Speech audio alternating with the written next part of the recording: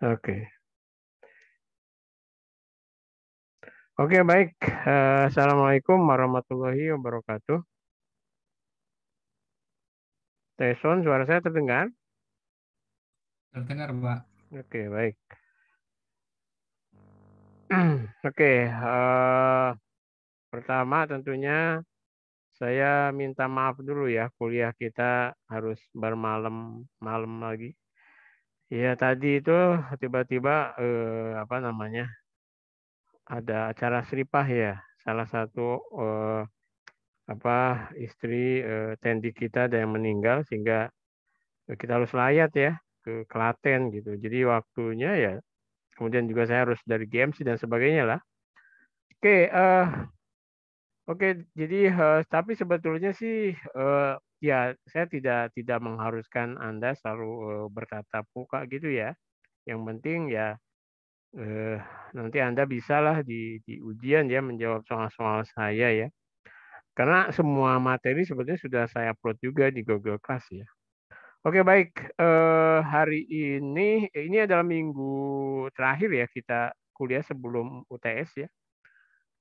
Nah, kita kalau di eh, slide PowerPoint yang saya berikan di Google Class itu sampai ke lecture 20 ya nanti kita.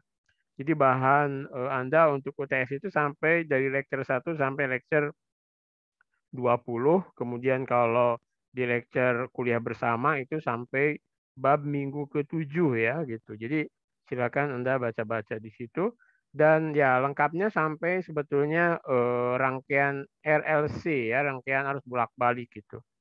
Nah, itu jadi nanti silakan kalau Anda tentunya selain baca PowerPoint, di situ ada latihan soal dan sebagainya, Anda juga harus membaca buku acuan kita yaitu Heritage Listik yang juga e-booknya sudah saya upload di situ ya sampai gerak osilasi di rangkaian RLC ya gitu.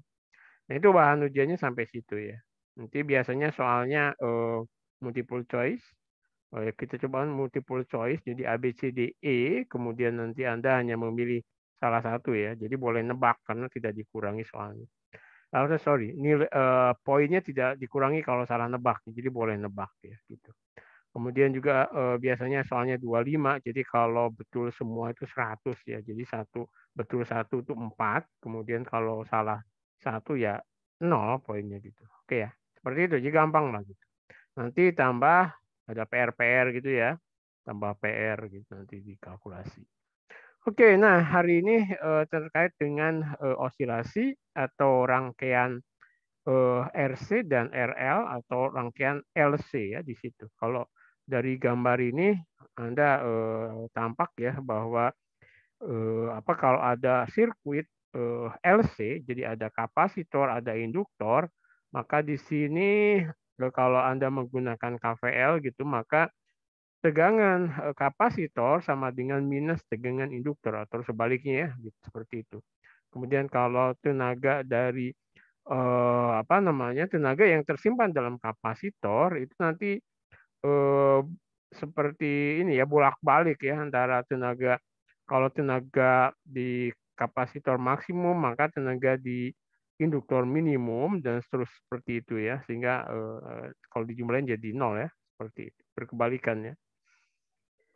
Oke, ya jadi hari ini kita akan bahas tentang tegangan dan arus yang berosilasi, kemudian kita akan memperkenalkan transformer atau trafo, kemudian deskripsi kualitatif sirkuit LC dan juga sirkuit dengan R terbatas ya.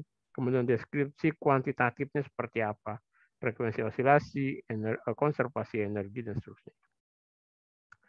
Oke, kalau Anda perhatikan di sirkuit tertentu ada seperti ini kan, tegangan GGL-nya itu ada tanda ada tanda gininya dah. Sebentar sebentar. Pen yang merah ada tanda gininya. Nah, ya. Kan kalau biasanya kan kalau tegangan biasa itu kan seperti ini kan, ya kan? Kalau ini ada seperti ini nih. Kalau seperti ini sering disebut dengan arus AC ya. Jadi arus bolak-balik ya gitu. Nah, sumber arusnya seperti ini, E0 sin omega T. Jadi kadang-kadang E0-nya itu maksimum. Jadi kalau maksimum kan ketika ini 1 ya, minimum ketika ini -1 kan seperti itu. Jadi artinya sumber tegangan AC ya gitu. Jadi kalau sumber tegangan AC kemudian di sini ada resistor ya, maka arus yang lewat di sini tentunya mudah ya. Jadi tinggal ya tegangan per resistor di situ ya, per tahanannya berapa kan gitu. Jadi dia fungsi dia berosilasi dengan kecepatan sudut omega ya di sini ya. Gitu. Oke, kemudian trafo atau transformator ya, transformator. Jadi tegangan AC itu bisa dinaikkan atau bisa juga dikecilkan ya, tergantung nanti dari kalau di sini ada namanya trafo atau transformator ya, tergantung jadi lilitan primer dan lilitan sekunder. Jadi V1 itu adalah tegangan input ya, kemudian V2 itu tegangan outputnya kan gitu. Ini N1 ya sering disebut dengan lilitan primer dan ini lilitan sekunder. Nah, ini kaitannya dengan GGR induksi ya kan gitu. Jadi kalau ada perubahan plug di sini ini akan menyebabkan perubahan menimbulkan GGR induksi di induktor berikutnya kan gitu. Jadi arus AC di sirkuit utama itu menciptakan medan magnet yang berubah terhadap waktu ya dalam besi ini gitu. Nah, ini menginduksi GGL pada lilitan sekunder gitu. Nah, ini GGL namanya menginduksi imbal balik ya. GGL ini karena induksi timbal balik dari dua set kumparan tadi. Gitu. Nah, besi biasanya digunakan untuk memaksimalkan induktansi ya kan gitu. Kayak kalau misalnya dalam Anda ingat kalau dalam kapasitor untuk meningkatkan kapasitansi maka di CCP di antara plat itu bahan dielektrik kan gitu. Misalnya di sini ada di CCP bahan dielektrik sehingga C-nya akan meningkat ya gitu. Kan kalau biasanya di udara gitu ya, udara kemudian di sisi bahan dielektrik maka C-nya akan meningkat ya. Jadi kalau di sini di CCP besi sehingga nanti induktansinya akan meningkat. Nah, jadi trafo, jadi ada trafo ideal, jadi tidak ada kerugian, tapi ya ini tentunya mestinya ada ya. Tapi biasanya untuk memudahkan kita anggap dia trafo ideal. Jadi sirkuit utama hanyalah sumber tegangan AC yang secara seri dengan induktor gitu ya, diserikan dengan induktor. Kemudian perubahan flux yang diproduksi di setiap belokan ini memberikan, jadi di sini ini akan muncul flux yang fungsi waktu ya. Jadi sini kenapa fungsi waktu ya, karena tadi ini kan dia berosilasi kan, omega T di situ kan, sinus omega T. Sehingga dia akan menimbulkan flux di sini yang setara dengan tegangan satu terhadap jumlah kumparannya ya, kumparan di primer. Nah, perubahan flux perputaran pada kumparan sekunder ini sama dengan perubahan flux perputaran pada kumparan primer ya gitu. Ini kasus ideal ya gitu. Nah, tegangan induksi yang muncul di kumparan sekunder ini diberikan oleh ini. Jadi V2 itu sama dengan N2 dikalikan perubahan flux ya kan di primer gitu kan. Ya di sini tegangan outputnya itu sebanding dengan jumlah lilitan di sekunder terhadap jumlah lilitan di primer, kemudian dikalikan dengan V1 ya, tegangan di di primer. Anda bisa lihat ketika N2-nya lebih besar N1, maka trafonya itu sering disebut dengan fungsinya step up ya. Jadi memperbesar keluaran tegangan ya kan gitu. Anda bisa lihat kan ketika N2-nya lebih besar daripada N1, maka V2 akan lebih besar dari P1 gitu. Tapi lain kalau N2-nya itu lebih kecil daripada N1, maka Anda lihat di sini tegangan V2-nya akan lebih kecil, yang disebut dengan step down ya. Jadi trafo itu kadang-kadang dipakai untuk memperbesar tegangan atau memperkecil tegangan keluaran gitu. Nah, trafo ideal itu misalnya diberi R gitu ya. Jadi perubahan flux yang dihasilkan oleh kumparan primer itu menginduksi GGL di tegangan sekunder kan gitu. Nah, ketika kita menghubungkan beban resistif ke kumparan gitu sekunder tadi, maka kita tahu di sini akan muncul arus I2 kan di sini di sekunder. Sehingga daya yang hilang pada resistor beban ini P yang didisipasi yang dilesapkan di hambatan ini itu adalah I2 kali R kan gitu. Di mana I2 kali R atau kita bisa menuliskan P2 kuadrat kan. Kenapa? Karena I kali R kan gitu bagi R kan jadi P kuadrat ya. Jadi kan P2 itu adalah I2 kali R kan gitu. Sehingga kalau ini P kuadrat jadi bagi R. Sehingga ini P2 I2 ya gitu. Nah, dari mana daya ini berasal? Nah, daya ini sebetulnya kan dari primer gitu kan. Jadi dalam trafo ideal daya yang digenerate di sini kan. Jadi ini V1I1 di sini kan. Ini akan sama dengan V2I2 ya kan gitu. Kan ini trafo ideal ya gitu. Sehingga kita bisa melihat di sini V1I1 sama dengan V2I2 sehingga nanti I1 per I2 itu adalah V2 per V1. Tadi kita tahu P2 itu tidak lain adalah N2 per N1 V1. Sehingga harusnya kita lihat nih I1 per I2 ini adalah N2 per N1. Jadi I1 itu sama dengan N2 per N1 kali I2. Nah, bisa lihat. Tadi kalau V2, tadi kan V2 itu adalah N2 per N1 kali V1 kan. Jadi kalau I1 itu adalah N2 per N1 kali I2. Oke ya, seperti itu. Nah, kita bisa lihat di sini kumparan primer trafo ideal. Gitu. Jadi trafo ideal kan daya di sini, jadi sama ya. Kumparan primer trafo ideal dihubungkan ke sumber tegangan AC seperti ditunjukkan ya. Nah, ada 50 liter di primer, artinya N1-nya 50 dan 200 liritan di sekunder. Artinya N2 lebih besar N1, berarti ini step up ya gitu. Jika tegangan satunya itu adalah 120 volt, berapa penurunan potensial melintasi resistor di sini? Berarti kan ditanya V2-nya. Nah, mestinya V2-nya itu harus lebih besar daripada V1-nya karena dia step up ya. Berarti kan 200 jadi 200 per 50 kali 120 kan. Jadi 480 tentunya kan. Gitu. Gampang ya. Nah, kemudian jika 960 watt didisipasikan dalam resistor R ini ya.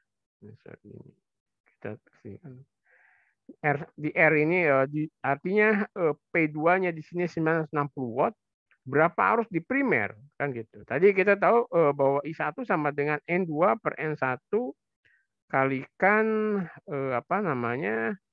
V1 ya kan gitu. Jadi I1 kan sama dengan N2 per N1 kali I2 kan gitu. Nah, I2-nya kan di sini kita tahu tadi bisa dilihat ya. Nanti kita bisa lihat di sini atau kita sebut saja P1 itu V1 kali I1 ya. Energi yang didisipasikannya itu kan harus diproduksi di primer tadi kan. Bisa juga Anda pakai ini kan P1 I1. Jadi 900 kan karena dia ideal V2 sama dengan P1 sehingga 960 dibagi 120 8 ampere gitu. Atau Anda bisa juga pakai yang satu tadi itu yang ini juga bisa tapi harus cari I2-nya dulu kan. I2-nya dulu. Atau tadi bisa langsung ya ke situ. Oke. Nah, trafo yang ideal memiliki N1 4 ya, jumlah liritan di primer 4, kemudian yang sekundernya 6. Sisi 1 ya. Sisi 1 terhubung ke generator dengan dia seperti ini. Jadi Vmax sinus sin omega T. Berapa GGL maksimum di sisi 2?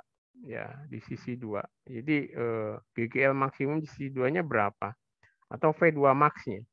Nah, kita tahu tadi V2 max itu kan sama dengan N2 per N1 dikalikan dengan P max-nya di sini adalah tentunya ini ya, E1 kan gitu ya. Ya kita bisa lihat ini mungkin 3/2. Oke ya, gitu. Kemudian trafo yang ideal menurunkan tegangan di sirkuit sekunder. Jadi trafo yang ideal itu menurunkan tegangan di sirkuit sekunder. Jumlah loop di setiap sisi tidak diketahui, misalkan gitu ya. Bandingkan arus di sirkuit primer dan sekunder. Trafo yang ideal menurunkan tegangan di sirkuit sekunder. Jadi menurunkan tegangan berarti dia step down ya, step up, step down karena dia menurunkan tegangan ya. Jumlah loop di sisi ini tidak diketahui bandingkan arus di sirkuit primer dan sekunder. Kita tahu tadi I1 itu sama dengan N2 per N1 kali I2 kan gitu. Kalau N2-nya lebih kecil, nah berarti kan dia akan lebih kecil ya I1-nya daripada I2. Ya kan gitu. Oke. Kita tahu tadi kan itu dari hubungan bahwa I1 adalah N2 per N1 kali I2. Nah, karena dia itu menurunkan tegangan, berarti kan N2-nya itu lebih kecil daripada N1, mesti lebih kecil ya. Seperti itu. Oke, kemudian setelah kita tahu ini sirkuit osilasi itu fungsinya untuk apa? Nah, salah satunya adalah adanya sirkuit osilasi. Di situ ada rangkaian C, ada rangkaian L. Itu biasanya ada di radio ya. Kenapa? Di radio itu fungsinya untuk ngecun frekuensi. Ya. Jadi frekuensi yang dipancarkan oleh emitter dari stasiun radio itu kan frekuensinya tertentu kan. Frekuensi misalnya GCDFM berapa, Geronimo misalnya 95,8. Kemudian apalagi ya. Nah, itu Anda ketika ngeset radio kan mestinya frekuensinya Anda tune di frekuensi yang sama kan dengan radio itu. Karena kalau enggak suaranya kan rusak gitu ya. Nah, itu salah satunya ya. Itu untuk radio, TV, ponsel, komputer, GPS dan macam-macam. Nah, kemudian apa berikutnya? Jadi mengapa dan bagaimana osilasi terjadi di sirkuit yang mengandung kapasitor dan induktor? Kan mungkin Anda bertanya-tanya, kok bisa ya terjadi gitu antara kan kalau misalnya ada tegangan kemudian ada air. Itu apa namanya si tegangan atau arus itu atau ada apa namanya kapasitor, kemudian ada air. Maka dia akan siut gitu aja kan. Atau ada induktor, ada kapasitor, arusnya itu akan turun gitu. Tapi kalau misalnya kapasitor dan ada induktor itu gantian, dia akan berosilasi gitu. Terus kenapa terjadi? Nah, ini bisa jadi terjadi secara alami ya tanpa penggerak gitu atau energi ada karena penyimpanan energi gitu antara kapasitif dan induktif. Jadi yang bertanggung jawab di sini adalah penyimpanan energi sebetulnya. Oke. Nah, ini energi di medan listrik dan magnet ya. Jadi energi disimpan kalau kita lihat nih dalam kapasitor ya, plat kapasitor, ini kan ada medan listrik. Jadi energi dalam plat kapasitor kan setengah CV kuadrat, di mana C-nya adalah kapasitans dari kapasitor, kemudian ini tegangan yang diterapkan di plat itu ya. Atau kerapatan energinya sendiri itu sebanding dengan apa namanya E kuadrat. E itu adalah medan magnetik, medan elektrik ya kan, medan elektrik. Jadi amplitudo dari medan elektrik. Epsilon adalah permitivitas listriknya. Sedangkan dalam energi yang tersimpan dalam induktor, ya kan, kalau ini adalah part positif negatif, ini ada medan listrik E. Kemudian kalau medan apa namanya, kalau misalnya ini kan B-nya ke bawah berarti harusnya ke sini ya, gitu ya, muter gitu kan, ini ke sini. Nah maka B-nya ke bawah gini, maka apa namanya energi yang tersimpan ini kan setengah L I kuadrat, di mana L itu adalah induktansi, induktans, kemudian I arusnya kan gitu. Nah kerapatan energi magnetiknya di sini adalah setengah B kuadrat per mu. Mu itu adalah permeabilitas magnetiknya ya, gitu. Nah jadi kalau kita lihat sirkuit C dan R ya, Di sini Anda lihat kalau ini C dan R. Nah, tinjau sirkuit RC dan LCL ya atau LC ya gitu. Nah, misalkan rangkaian dibentuk pada T sama dengan 0 dengan kapasitor bermuatan Q ya gitu. Nah, ada perbedaan kualitatif dalam perkembangan waktu arus ya yang dihasilkan dalam dua kasus ini. Kita bisa lihat kalau C dan R itu kan si arusnya itu kan asalnya ada, tiba-tiba lama-lama nol, shoot gitu habis. Tapi kalau ini akan berosilasi ya, akhirnya maksimum, minimum gitu. Ya. Nah, dari sudut energi ini ya, dalam rangkaian RC, setiap arus yang muncul itu akan menyebabkan energi yang didisipasi dalam resistor, ya kan? Jadi energi yang muncul itu akan menjadi panas di sini gitu loh. Jadi tidak disimpan tapi akan diwujudkan dalam bentuk panas, lama-lama habis ya kan gitu. Artinya bukan habis. Jadi energinya dikonversi dari energi dalam medan elektrik diubah menjadi panas kan gitu. Kemudian di sirkuit LC di sini tidak ada mekanisme untuk disipasi energi. Yang ada adalah energi disimpan di kapasitor dan induktor. Jadi bisa jadi gantian. Di sini maksimum, di sini minimum, di sini minimum, di sini maksimum gitu. Hanya dibulak-balik aja gitu kan. Oke, nah ini dia. Kalau dalam sirkuit RC ya, dalam sirkuit RC ketika ada arus ini, maka arusnya itu melurus secara eksponensial. Zut, gitu lama-lama nol kan? Gitu. Habis lama-lama. Nah, tapi dalam rangkaian CL asalnya nol, dia seperti ini harusnya. Zut. Jadi dia berosilasi sinusoidal gitu. Kalau ini kan melurus, nah kalau ini dia sinusoidal. Artinya ya bolak-balik gitu arusnya. Minimum, maksimum, terus aja gitu. Jadi sekali ada di sini, maka seterusnya itu akan ada. Tapi kan itu ideal ya. Kan nanti di sini pun sebenarnya ada lesapan di kawat dan sebagainya kan lama-lama dia ada terjadi apa namanya redaman ya, ada redaman gitu. Yang lama-lama habis juga kan. Oke, osilasi LC ya secara kualitatif kita bisa lihat nih. Jadi ini. Jadi ketika di sini kan dia T sama dengan 0. Kemudian T sama dengan 1 di sini ada arus min I0. Maka di sini Q0-nya sampai habis ya. Maka muncul di sini kan. Terus di sini min Q jadi berubah arah. Kemudian di sini Q0-nya 0, ya arusnya pindah sini. Jadi arusnya bolak-balik. Asalnya ke sana, kemudian jadi ke sini gitu kan, seperti itu ya. Jadi ada perubahan arah arus dari sampai dia ini asalnya I0 muncul min I1, kemudian sampai habis muncul plus I, dia pindah ke sini ya, seperti itu. Oke. Nah, cara alternatif untuk menggambarkannya lagi adalah dari KVL ya, Kirchhoff Protection Law itu. Di sini kan tegangannya 0. Kemudian di sini ada apa namanya tegangan VC dan tegangan induktor ya, VL. VC ini Q per C, sedangkan VL itu L DI per DT kan gitu. Sehingga kalau kita masukkan Kirchhoff Voltage Law, di sini VC plus PL sama dengan 0. Artinya VC itu sama dengan min PL kan gitu. Jadi VC sama dengan min PL. Nah, atau secara kualitatif bisa kita gambarkan seperti ini ya. Jadi ketika Q-nya ya osilasi ini osilasi LC ya. Antara maksimum kemudian turun 0 kemudian jadi minimum maksimum lagi terus gitu kan. Kemudian arusnya seperti ini. Ini Q-nya kan. Ini arusnya. Kemudian DI/DT-nya ya kita turunin ya seperti ini kan. Turunin sekali ya. Ini jadi asalnya sinus kan kalau diturunkan jadi kosinus kan gitu. Anda ingat bahwa I itu ada Q per DT. Kalau Q-nya itu kosinus, maka I itu dQ per DT ya jadi sinus. Anda masih ingat kan?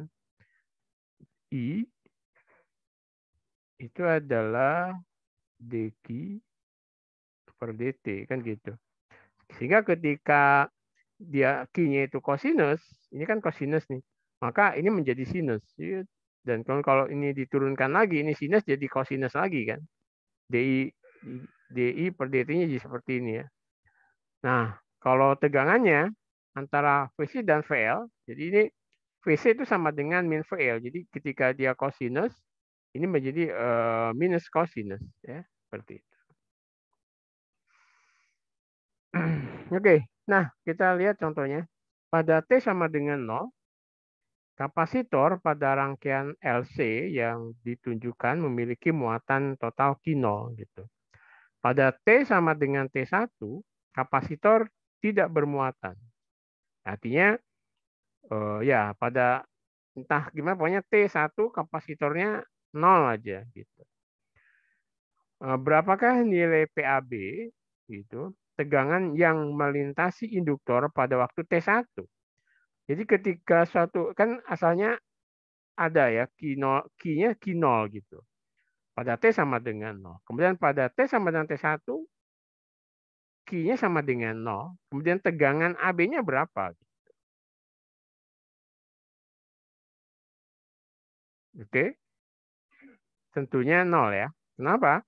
Ya karena tadi VC itu kan Q per C. Kalau Q-nya 0 ya 0. Nah padahal VL itu sama dengan min VC kan.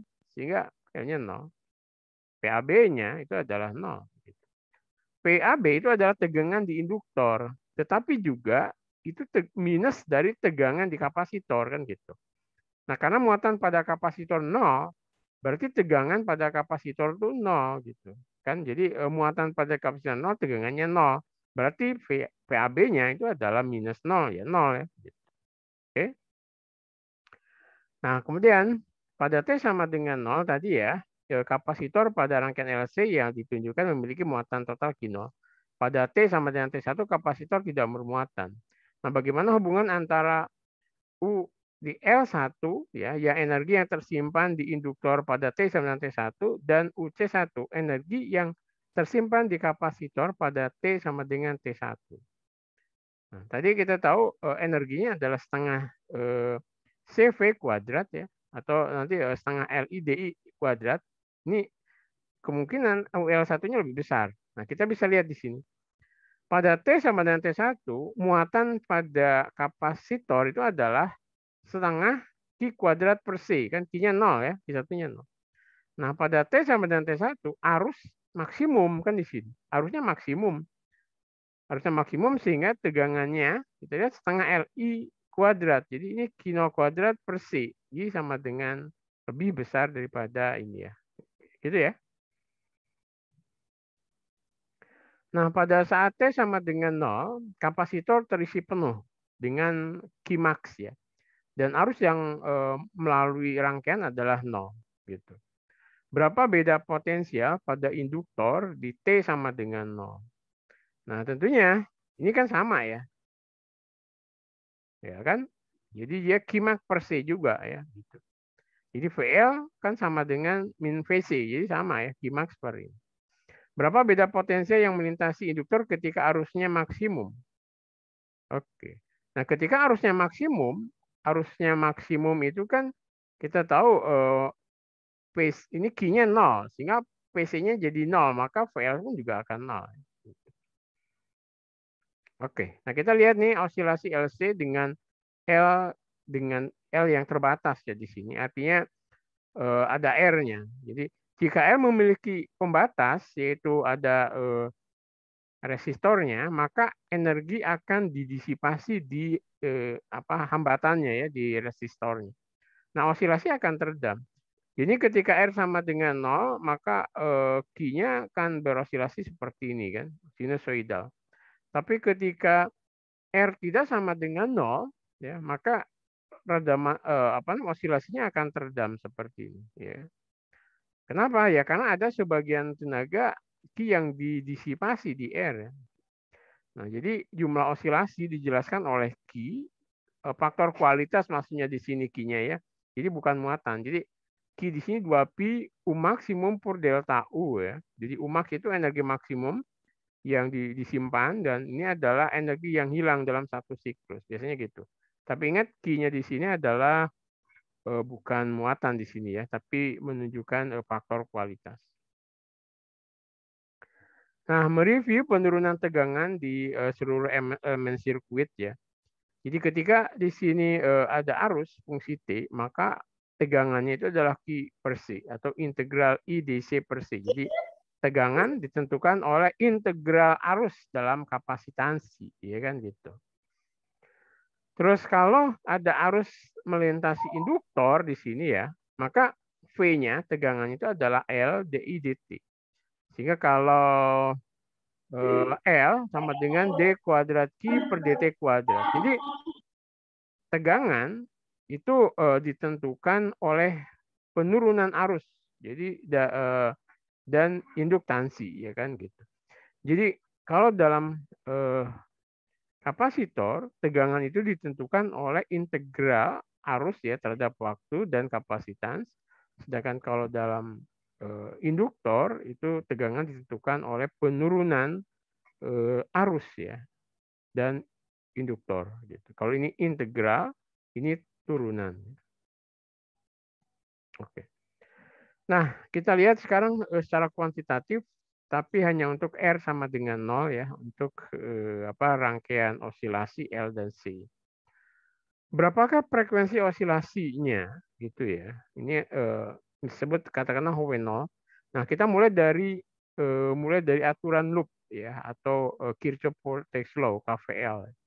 Maka di sini kita bisa menentukan adanya penurunan tegangan di induktor dan penurunan tegangan di kapasitor. Kan L D kuadrat Q per dt kuadrat plus Q per C sama dengan 0.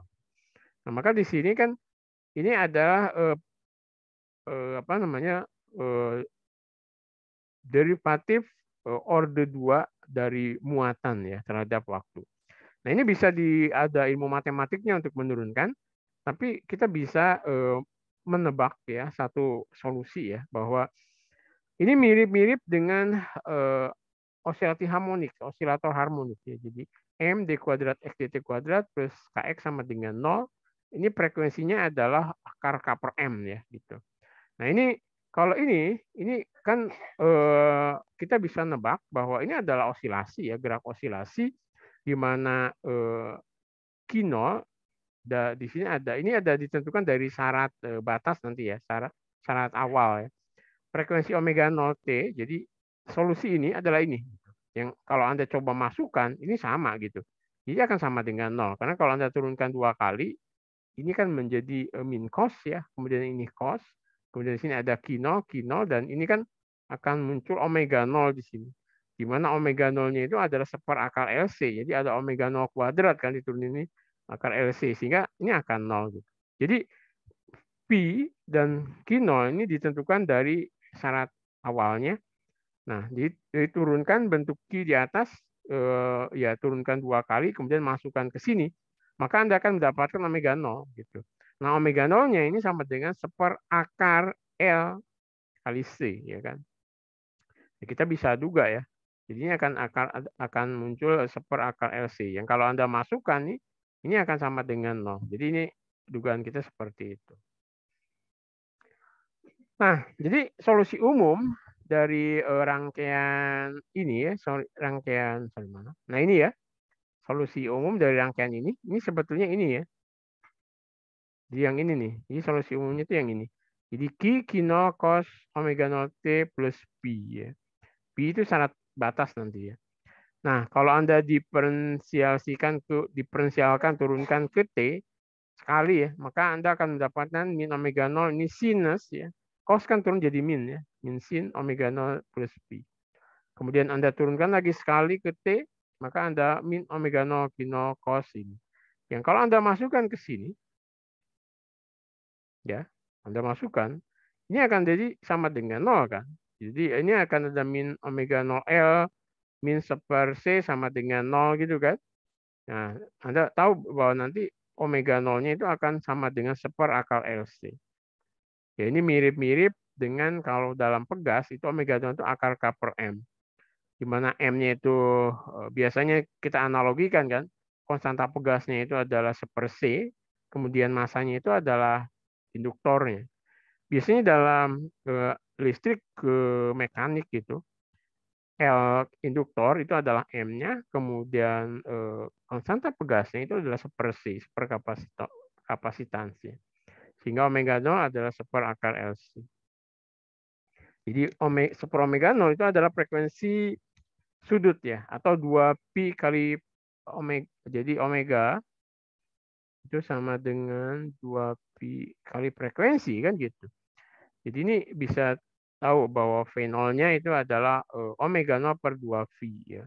Di mana omega 0 adalah seperakar LC. Jadi karena adanya C dan L itu maka muncul frekuensi resonansi. Sehingga untuk menentukan berapa frekuensi kita bisa mencune ya, di tuning L atau C-nya gitu diubah-ubah, maka itu akan muncul frekuensi yang berlainan. Oke. Nah, pada T sama dengan 0, kapasitor bermuatan Q0. Jadi osilasi yang dihasilkan memiliki frekuensi omega 0. Gitu. Arus maksimum dalam rangkaian selama osilasi ini memiliki nilai I0. Pada T sama dengan 0, kapasitor bermuatan Q0 ya. Osilasi yang dihasilkan memiliki frekuensi omega 0. Arus maksimum dalam rangkaian selama osilasi ini nilainya I0. Bagaimana hubungan antara omega 0 dan omega 2, yaitu frekuensi osilasi saat pengisian awalnya itu 2Q0 gitu. Jadi asalnya Q0 itu dia frekuensinya omega 0. Tapi kemudian kita isi Q-nya itu dengan 2Q0. Frekuensinya berapa gitu. Nah, kalau kita lihat ya, maka tadi kan bahwa frekuensi itu kan ditentukan oleh omega sama dengan 1 per akar LC, tidak ditentukan oleh Q0. Berarti dugaan kita adalah omega 2 sama dengan omega 0 ya kan. Oke. Kenapa ya? Karena Q0 itu tidak menentukan frekuensi osilasi, tapi Q0 itu hanya menentukan amplitudo ya, kondisi awalnya gitu. Jadi frekuensi osilasi ditentukan oleh parameter L dan C-nya gitu. Jadi sama seperti frekuensi osilasi pada masa pegas kan. Itu hanya ditentukan oleh parameter K dan M-nya, bukan parameter misalnya ditarik sejauh berapa gitu kan. Itu kan. Dia hanya ditentukan oleh K dan M-nya aja gitu. Kalau ditarik X-nya sih nggak mempengaruhi frekuensi osilasinya kan. Nah, kemudian bagaimana hubungan antara I0 dan I2? Arus yang maksimum dalam rangkaian ketika muatan awalnya 2Q0. Ya, mestinya dia akan lebih besar ya. Kita lihat I2-nya akan menjadi 2I0. Nah, ini bisa kita lihat dari hubungan ini. Muatan awal itu menentukan energi total sirkuitnya kan. Jadi setengah Q0 kuadrat per 2C. Arus maksimum terjadi ketika Q0. Nah, saat ini semua energi kan di induktor tuh. Setengah LI0 kuadrat. Nah, kemudian ketika arusnya itu diperbesar 2 kali ya, diperbesar 2 kali, maka muatannya awalnya akan melipat ganda kan ya gitu, sehingga arusnya juga akan 2 kalinya ya kan.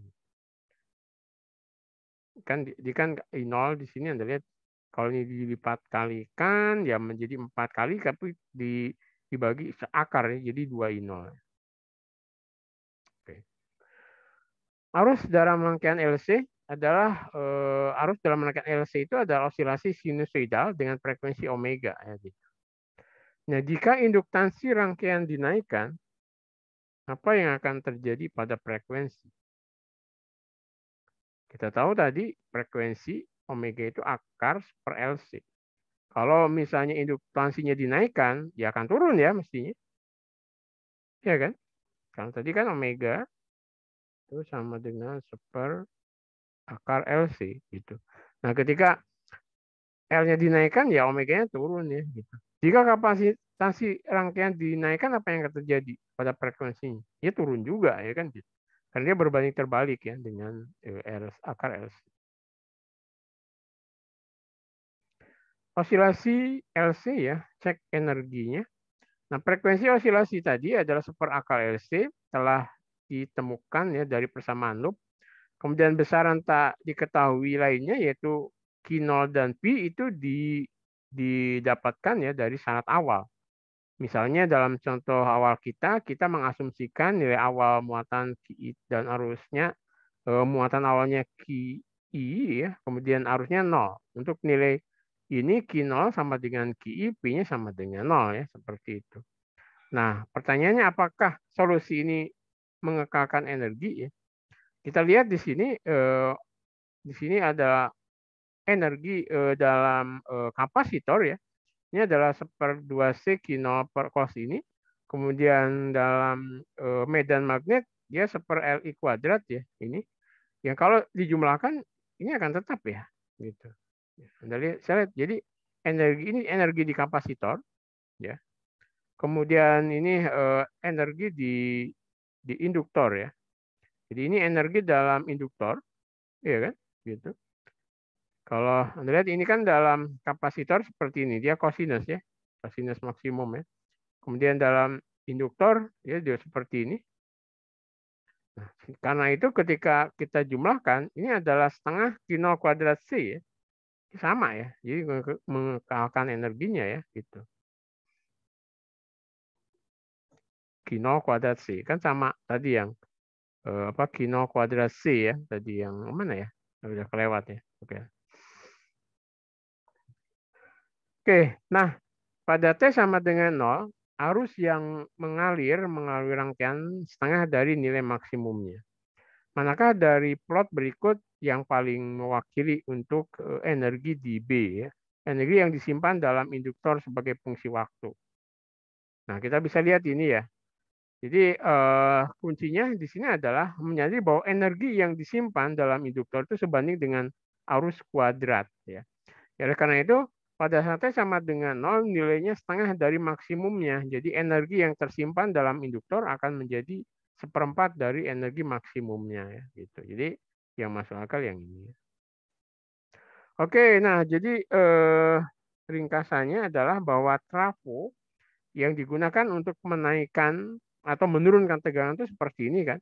Jadi V2 adalah N2/N1P1, tapi kemudian V1I1 sama V2I2 atau I1 sama dengan N2/N1I2.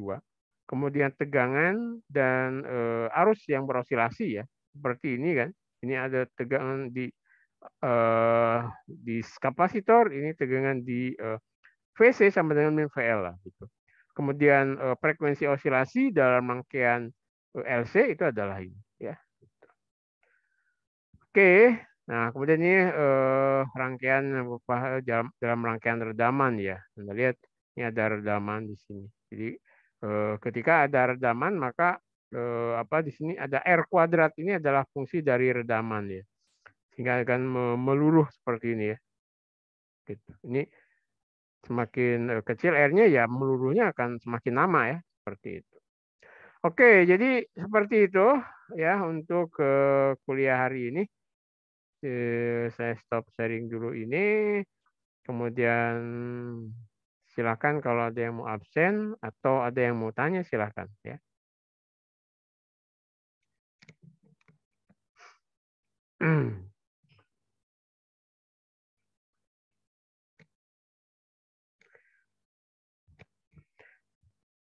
Halo? Ada yang ingin Anda tanyakan? Belum ada, Pak. Belum, oke. Oke, kalau belum ada ya nanti Anda silakan baca-baca lagi aja ya dan latihan soalnya ada di Google Class ya. Kemarin Sabtu sudah ada tutorial ya dari Grader ya. Mudah-mudahan itu bisa Anda manfaatkan ya untuk latihan soalnya dengan Grader. Pak, izin bertanya, Pak. Ya? Nanti soalnya apakah pilihan ganda atau esai, Pak? Soalnya kita upayakan pilihan ganda. Kalau yang tahun-tahun lalu pilihan ganda. Tidak esai ya. Karena kalau esai itu juga kita repot koreksinya. Biasanya pilihan ganda ya. Nanti kita akan usahakan, apalagi soalnya setiap kelas nanti sama ya. Biasanya gitu sama. Soalnya 25 biasanya. Kemudian pilihan ganda. Nanti akan saya upayakan pilihan ganda. Artinya saya usulkan pertahankan di pilihan ganda. Sehingga Anda boleh nebak juga ya. Soalnya 25 biasanya. Ada lagi? Oke, kalau tidak ada, berarti kuliah kita cukup ya. Terima kasih banyak. Assalamualaikum warahmatullahi wabarakatuh. Kita ketemu Rabu ya.